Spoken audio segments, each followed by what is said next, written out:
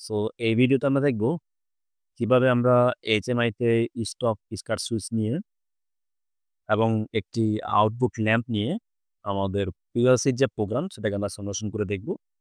তো আমরা কমজার একটা প্রোগ্রাম করে রাখছি। একটা ল্যাচিং সার্কিট M0 দিয়ে চলবে, M1 দিয়ে বন্ধ হবে। সো এটার জন্য আসলে আমাকে মোমেন্টারি সুইচ ইউজ করতে হবে। সো আমি HMI তে আসবো। আসার পরে আমরা এখান থেকে হ্যালো আসবে লিনার্স, দেন বাটন। সো এখানে অন অফ সুইচও আছে, set on set of. So এটা নিয়ে আমি পরের ভিডিওতে আলোচনা করব। সো এখন আমরা মোমেন্টারি সুইচ নেব এখান থেকে। সো এরকম একটা ক্লিক করলে সে আমাকে বলে দিচ্ছে সুইচটা আপনি কতটুকু এরিয়া জুড়ে নেবেন।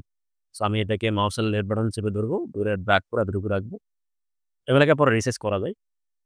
সো এখান থেকে আপনি সাইজিং গুলো করতে পারবেন। আপনি যদি নিচের দিকে আসেন, তো দেখেন আমার এটার আসলে হাইট উইথ কত হবে না হবে কেন।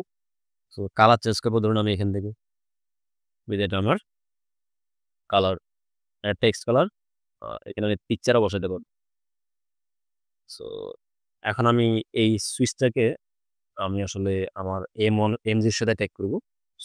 সুইচটার উপরে ডাবল ক্লিক করবো, দেন এখান থেকে রিড অ্যাড্রেস, এখান থেকে পড়ে দিলাম এম করার পরে M0 দিয়ে আমি 0 লিখবো এখানে অ্যাড্রেস, এন্টার। এখানে আমি রিডও সেম অ্যাড্রেস দিয়ে দিই, রিড রাইট ধরে সেম অ্যাড্রেস চলে 0 সেন্টার। এখন এখানে 0 স্টার টু 1 স্টার, এখানে আমি কালারগুলো চেঞ্জ করতে পারবো বা এখানে বিভিন্ন ডিজাইন আমি করতে পারবো। সো আমি এখান থেকে যদি আপনার স্টাইলে চলে আসে, এক্ষেত্রে আছে স্ট্যান্ডার্ড, যেটাকে আমি ধরেন ইনভিজিবল করে দিই, যেটা পুরোটাই হোয়াইট কালারটা আপনি কি চান, ব্যাকগ্রাউন্ড কালারটা। আমি এটা করলাম গ্রিন কালার। তো এটাকে যদি আমি স্টার্ট করে দিই তাহলে কিন্তু এটা কিন্তু দিয়ে যাবে, মানে পুরোটাই গ্রিন কালার হয়ে যাবে। আর ইনভিজিবল করলে কিন্তু কালারটা থাকবে না। সো এটা হচ্ছে 1 অবস্থায়, আর 0 অবস্থায় আমি সেম কালারটাই চাচ্ছি। সো এখান থেকে আমি এই কালারটা এগেন চেঞ্জ করে দিলাম। না, সুইচ প্রেস করার আগে প্রেস করার পরে কোন কালারটা শো করবে। তো সো টেক্সট আমি হ্যাঁ টেক্সট লিখতে পারবেন। এটাকে নাম দিলাম, ধরুন এটাকে নাম দিলাম আমি স্টার্ট। এইগুলোকে বোল্ড করতে পারবেন, এটা সাইজগুলোকে আপনি রিসাইজ করতে পারবেন। এরপরে ধরুন আমি এটা হচ্ছে 0 অবস্থায় লেখার টেক্সট আসবে, মনে করলে কি আসবে, যখন আমি চাচ্ছি তখন এই টেক্সটটা থাকুক। সো আমি এখানে পেস্ট করে দিলাম, এখানে কন্ট্রোল-C কন্ট্রোল-V। সো এটার এখন ট্যাগ করা, চেঞ্জ করা, অথবা আপনি এখান থেকে পিকচারে দিলে এখান থেকে আপনি আসলে অনেক ধরনের পিকচার পাবেন। ধরেন আমার 100 সিরিজ এখানে ওপেন করলে আপনি বাটন, সুইচ, ল্যাম্প, অনেক ধরনের বাটন এখানে আপনি পাবেন। সো এখান থেকে আপনি পিকচারগুলোকে ইনপুট করতে পারেন। সো আমি এখান করলাম না, আমি এখান থেকে ক্লোজ করলাম, করে আমি এখান থেকে এটাকে জাস্ট ওকে দিয়ে দিব, কাস্টমাইজ হয়ে গেছে।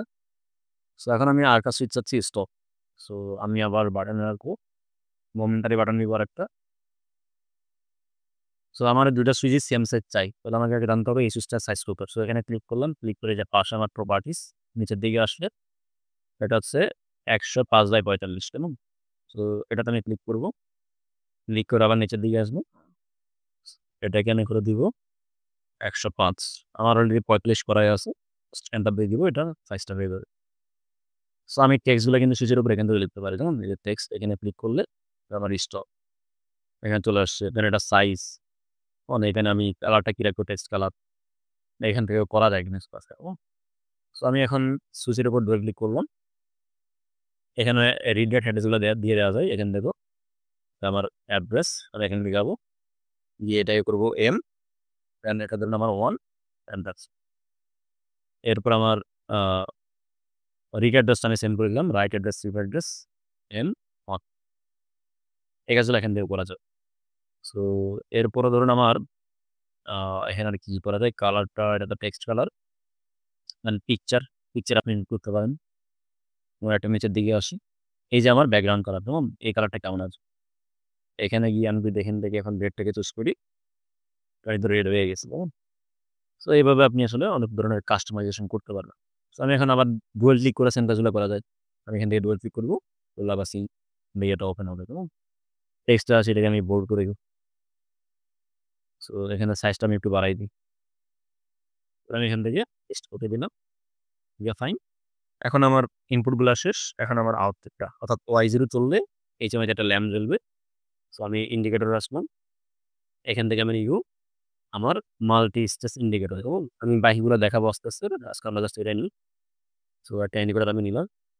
এখন এটার আসলে আপনি এখানে যদি কোনো ল্যাম্প এড করতে চান, চাইলে আপনি রেক্টেঙ্গেল দিয়ে করতে পারেন অথবা ডবল ক্লিক করে যে পিকচার আসবেন, দেন এখান থেকে পিকচার, 3 ডট, 100 সিরিজ, এখান থেকে ল্যাম্পে আসবো। রেড ল্যাম্প আমি নিচ্ছি। যে 0 অবস্থায় রেড ল্যাম্প আর 1 অবস্থায় গ্রিন ল্যাম্প এবং দেখে চেক করব। তো এই পুরাটা আমার আসলে প্রপারলি দেখাচ্ছে না। তো আমি এটাকে অ্যাকচুয়াল সাইজের পরিবর্তে আমি করে দিব 1:1। এরপরে এটাকে করে দিব আমি 1:1। মানে 0 অবস্থায় 1 অবস্থায় দুটোকে নাই করতে হবে। দেন আমরা স্টাইলে এসে এটাকে এখন করে দিতে পারি আমরা ইমেজে। তাহলে কিন্তু ব্যাকগ্রাউন্ডটা থাকবে না, কেমন? সো এটা করার পরে আমাদের ট্যাগ, তাহলে মেইনে আসবো আমরা। এই কাজগুলো এখান থেকে করা যেত। সো আমি রিগার্ডেড যাব। এখান থেকে আমি করে দিব ওয়াই। যেহেতু আমার আউটপুটটা ওয়াই দিয়ে আছে। এন্টার। আমি এটাকে করে দিলাম আমার ওয়াই।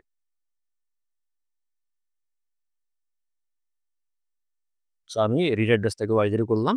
করার পরে আমি এখান থেকে এটা ডাটা টাইপ, যেহেতু আমার আসলে শুধুমাত্র 0 আর 1, এজন্য আমি থেকে বিটি রাখবো। দেন আমি এখান থেকে ওকে প্রেস করব। ডাটা চলে আসছে।